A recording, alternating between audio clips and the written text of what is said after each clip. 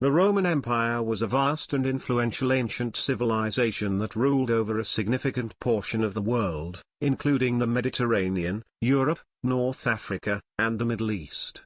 It transitioned from a republic to an empire with the rise of Augustus Caesar in 27 BC, and the Western Empire ultimately fell in 476 AD, while the Eastern Empire, later known as the Byzantine Empire, continued until the fall of Constantinople in 1453. Latin and Greek were the main languages of the empire. Rome started as a small city-state in Italy and gradually expanded through military conquests, eventually controlling a vast territory. Before becoming an empire, Rome was governed by a republic, where citizens elected officials and the Senate played a significant role in decision-making. The empire began with Augustus Caesar, who became the first emperor, and the power shifted towards a single ruler, though the Senate still had some influence. Rome had begun expanding shortly after the founding of the Roman Republic in the 6th century BC, though not outside the Italian peninsula until the 3rd century BC. Thus, it was an empire or a great power long before it had an emperor. The Republic was not a nation-state in the modern sense, but a network of self-ruled towns, with varying degrees of independence from the Senate, and provinces administered by military commanders. It was governed by annually elected magistrates, Roman consuls above all, in conjunction with the Senate. The 1st century BC was a time of political and military upheaval, which ultimately led to rule by emperors. The consul's military power rested in the Roman legal concept of imperium, meaning command, typically in a military sense. Occasionally, successful consuls or generals were given the honorary title imperator, commander. This is the origin of the word emperor, since this title was always bestowed to the early emperors. Rome suffered a long series of internal conflicts, conspiracies, and civil wars from the late 2nd century BC, see Crisis of the Roman Republic, while greatly extending its power beyond Italy. In 44 BC Julius Caesar was briefly perpetual dictator. Julius Caesar was a Roman general, politician, and writer who played a key role in the transformation of the Roman Republic into the Roman Empire. Born in 100 BCE into a patrician family, he rose to power through military success, notably in the Gallic Wars, which expanded Rome's territory and boosted his popularity. Julius Caesar, Marcus Licinius Crassus, the wealthiest man in Rome, and Gnaeus Pompeius Magnus, a successful general and politician, also known as Pompey, formed the first triumvirate. This alliance dominated Roman politics for nearly a decade, influencing elections and legislation. It ultimately dissolved due to internal conflicts. His crossing of the Rubicon River in 49 BCE led to a civil war against his rival Pompey. His reforms centralized power and improved governance, but his growing authority alarmed many senators. On March 15, 44 BCE, he was assassinated by a group of conspirators, including Brutus and Cassius, that opposed his concentration of power. His death marked the end of the Roman Republic and set the stage for the rise of the Roman Empire under his adopted heir, Octavian. In 43 BC, Antony, Octavian and Marcus Aemilius Lepidus formed the Second Triumvirate and divided the Roman world among themselves. Caesar's murderers were driven from Rome and defeated at the Battle of Philippi in 42 BC by Mark Antony and Octavian. The triumvirs were granted extraordinary authority, including the ability to make laws and appoint magistrates. They split the Roman world into 3 areas of influence, and eventually, the triumvirate fractured, leading to conflict and the rise of Augustus as the first Roman emperor. Octavian's forces defeated those of Mark Antony and Cleopatra, his lover, at the Battle of Actium in 31 BC. In 27 BC the Senate gave him the title Augustus, venerated, and made him princeps, foremost, with proconsular imperium, thus beginning the Principate, the first epoch of Roman imperial history. Although the Republic stood in name, Augustus had all meaningful authority. During his 40-year rule, a new constitutional order emerged so that, upon his death, Tiberius would succeed him as the new emperor. The 200 years that began with Augustus's rule is traditionally regarded as the Pax Romana, Roman peace.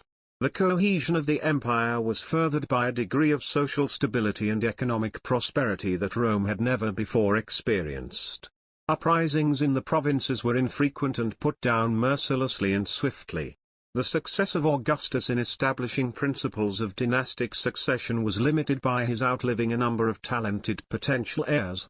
The Julio-Claudian dynasty lasted for 4 more emperors: Tiberius, Caligula, Claudius, and Nero. Tiberius ruled from 14 to 37 CE. Born in 42 BCE, he was a successful military commander before reluctantly becoming emperor.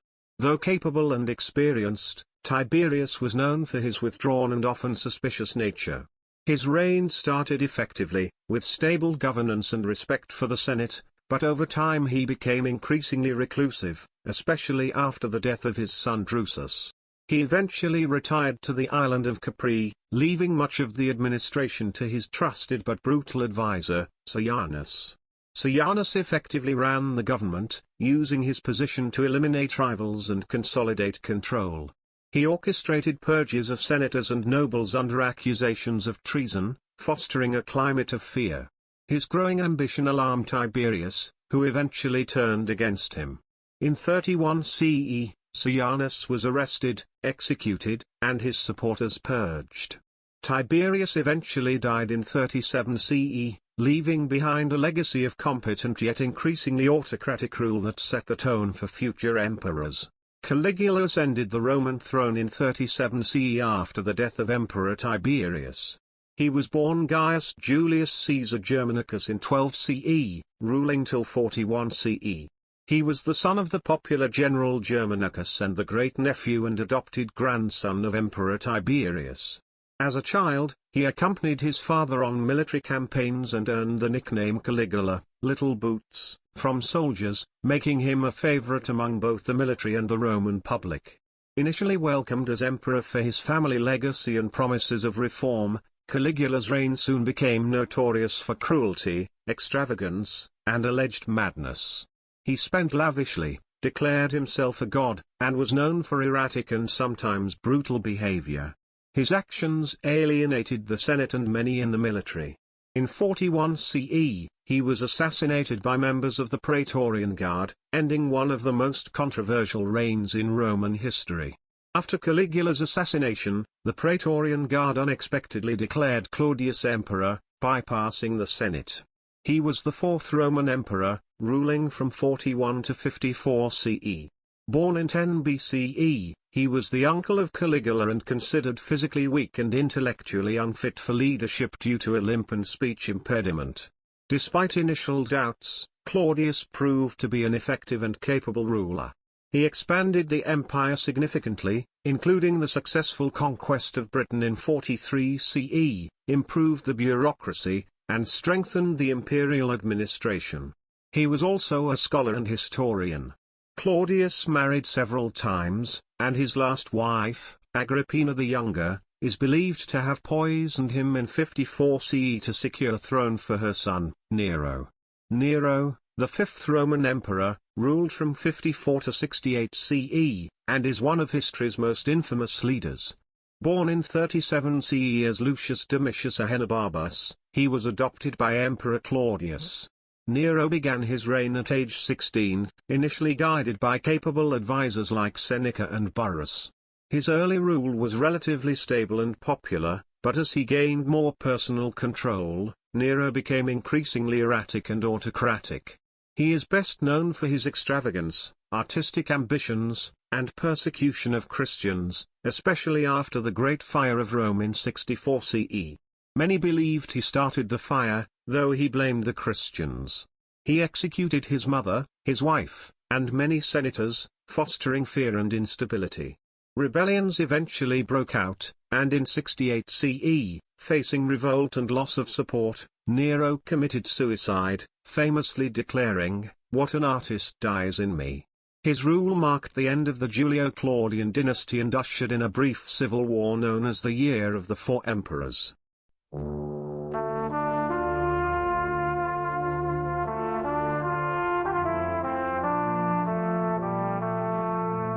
Rome had lost its emperor.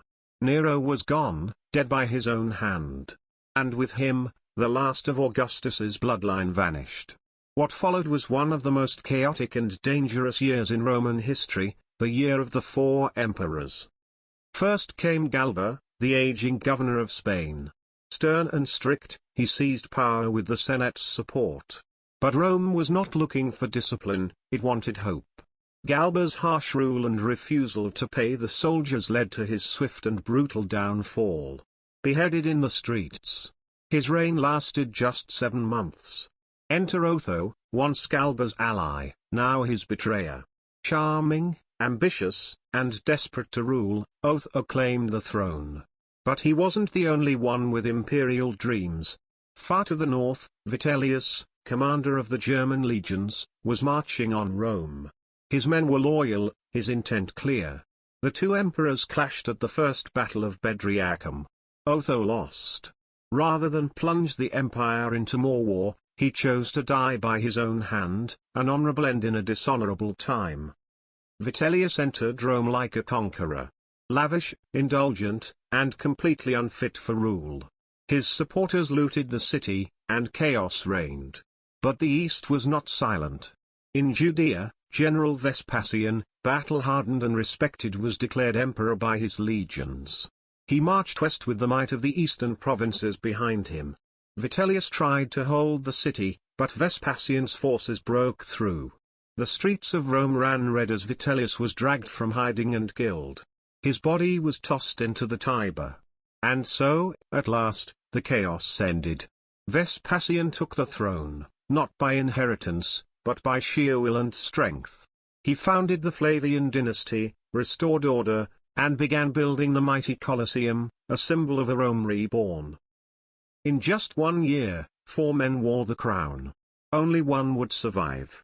The year of the 4 emperors proved that in Rome, power was never given, it was taken.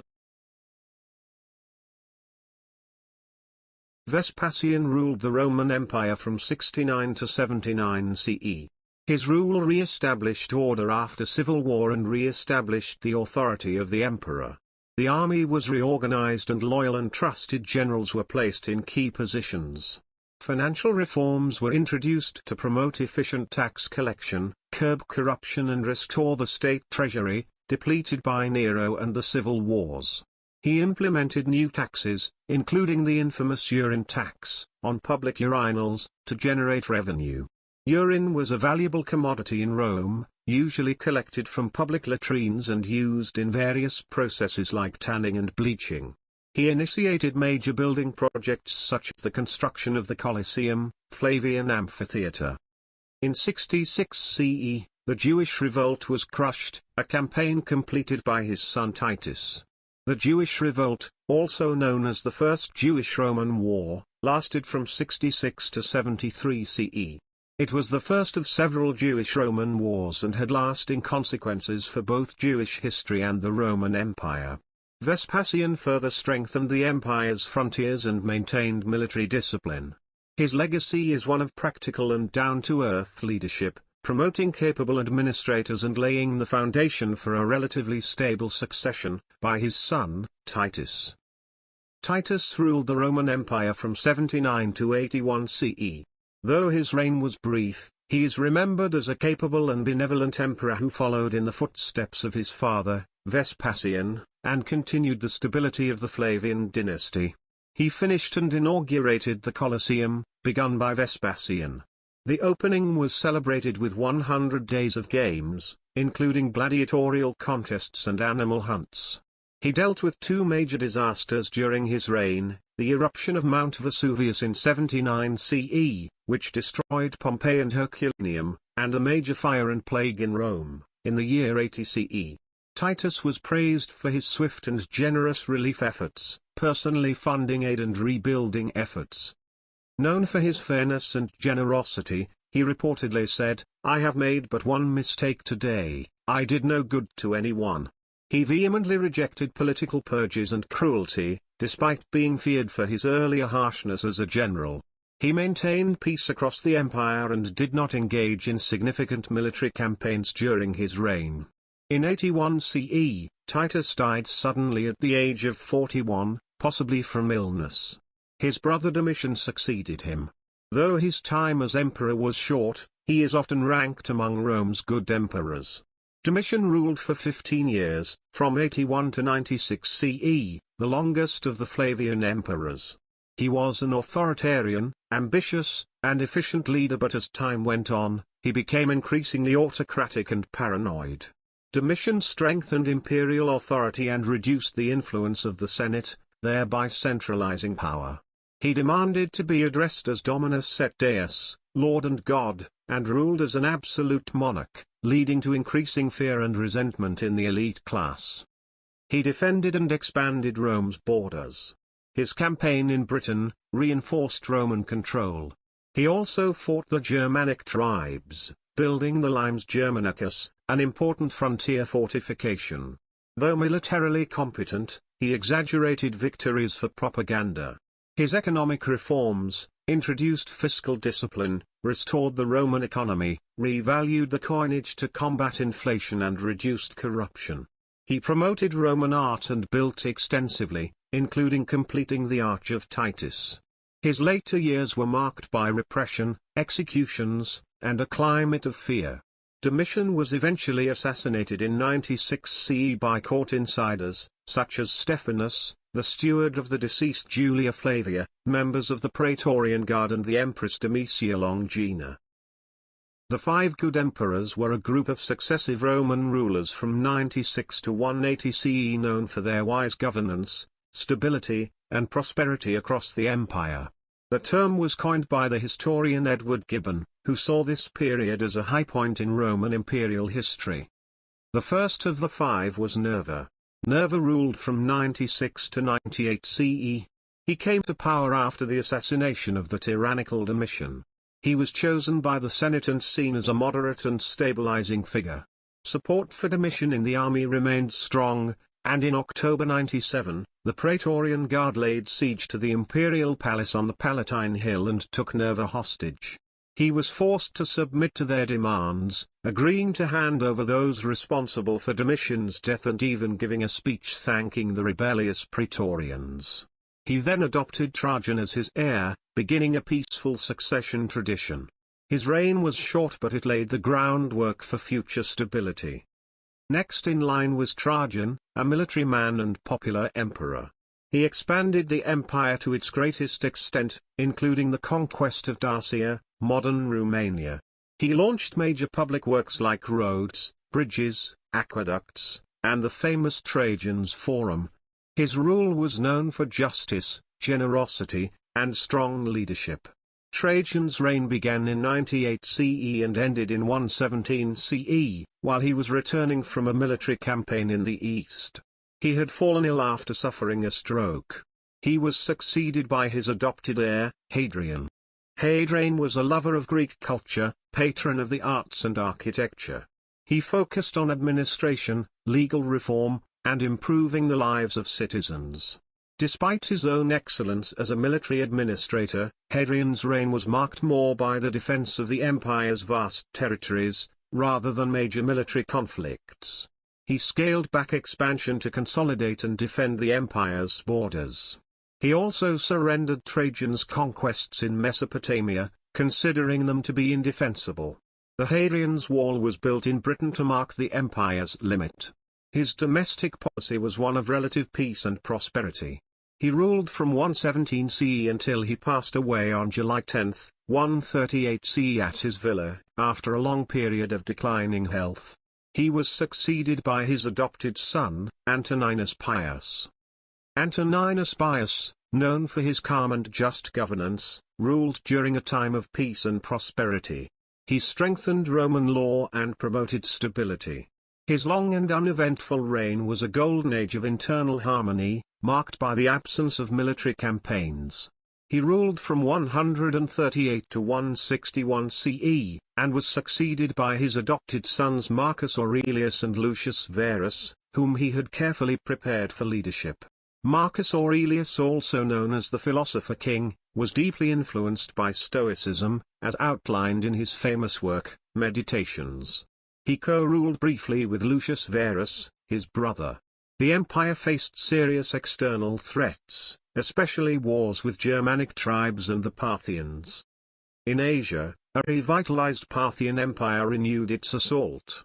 Marcus Aurelius sent his co-emperor to command the legions in the east. Lucius was authoritative enough to command the full loyalty of the troops, but already powerful enough that he had little incentive to overthrow Marcus. The plan succeeded. Varus remained loyal until his death. In 165 CE, the Antonine Plague, also known as the Plague of Galen, was a devastating pandemic that struck the Roman Empire between 165 and 180 CE. It was one of the first major pandemics in recorded history.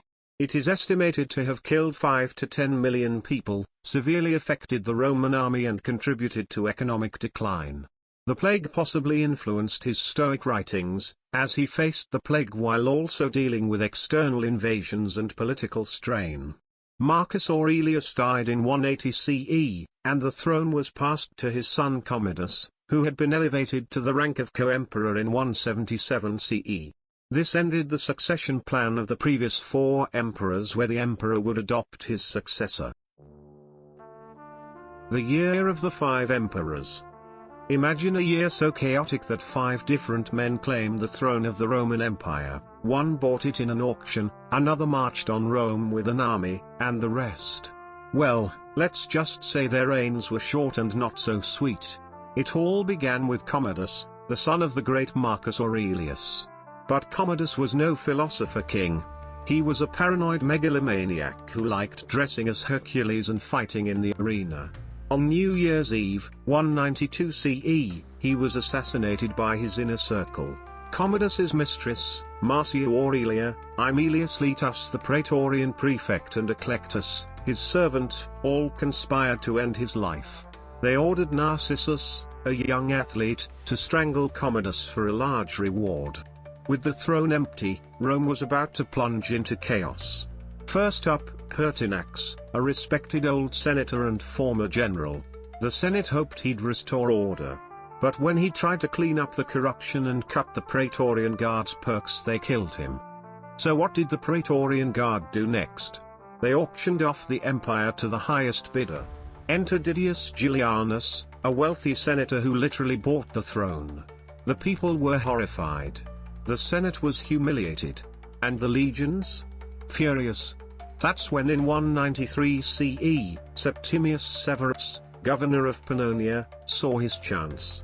He gathered his legions, marched to Rome, and took the city without a fight. Julianus was executed. Severus was now emperor, but not without rivals. In the east, Pescennius Niger, governor of Syria, declared himself emperor too. He had support, but not Severus's muscle. The two clashed, and by 194, he was defeated and killed. Meanwhile in Britain, another contender rose, Clodius Albinus. At first, Severus made peace with him, calling him co-emperor. But eventually, they turned on each other. In 197, Severus crushed Albinus at the Battle of Lugdunum and emerged as the sole ruler of Rome.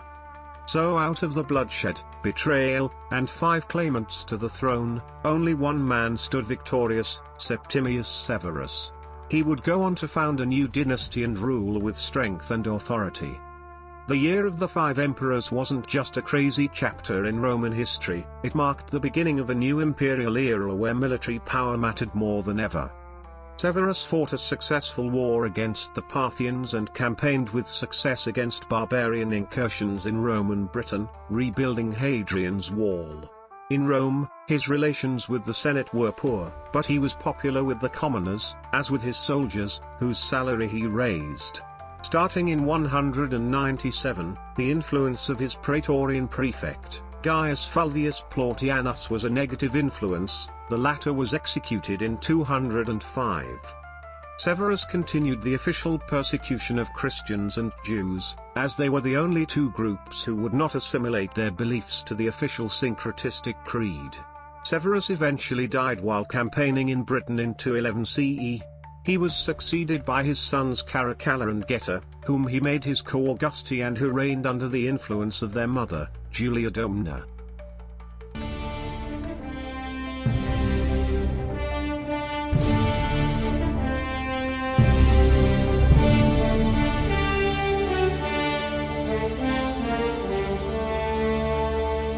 From the power struggles of the Severan dynasty to the final crumbling of Rome's might, let's unravel the epic story of the Roman Empire's final chapters. After Emperor Septimius Severus' death in 211 AD, his sons, Caracalla and Geta, took the stage. But sibling rivalry was lethal. Caracalla ordered Geta's murder, claiming sole rule. Caracalla ruled ruthlessly, even extending Roman citizenship to all free men in 212 AD, the famed Constitutio Antoniniana. But his reign ended in blood, assassinated in 217. Rome then spiraled into the crisis of the 3rd century, 50 years of chaos, with over 20 emperors, invasions by Goths and Persians, and the empire nearly tearing itself apart. But some heroes shone through. Emperor Aurelian reunited the fractured empire in the late 3rd century, even defeating the breakaway Palmyrene and Gallic empires. He began the construction of the Aurelian Walls, a massive fortification system around Rome. He also introduced economic and religious reforms, including promoting Sol Invictus as a unifying state cult. Emperor Aurelian was later granted the title Restitutor Orbis, meaning restorer of the world, for his successful reunification of the fractured empire. In 275 CE, he was assassinated by his own officials, due to a forged conspiracy. Despite his short reign, his efforts significantly stabilized the empire. Fast forward to 293 AD, to restore order, Diocletian created the Tetrarchy, sharing power between 2 Augusti and 2 Caesars. It worked, for a while. Then came Constantine the Great. By 324 AD, he reunited Rome and founded Constantinople, today's Istanbul, laying the Christian foundation of Europe. By the late 4th century, cracks deepened. In 395, Theodosius I died, permanently splitting the empire into east and west. Rome itself fell to Alaric's Visigoths in 410, a shocking moment for the world.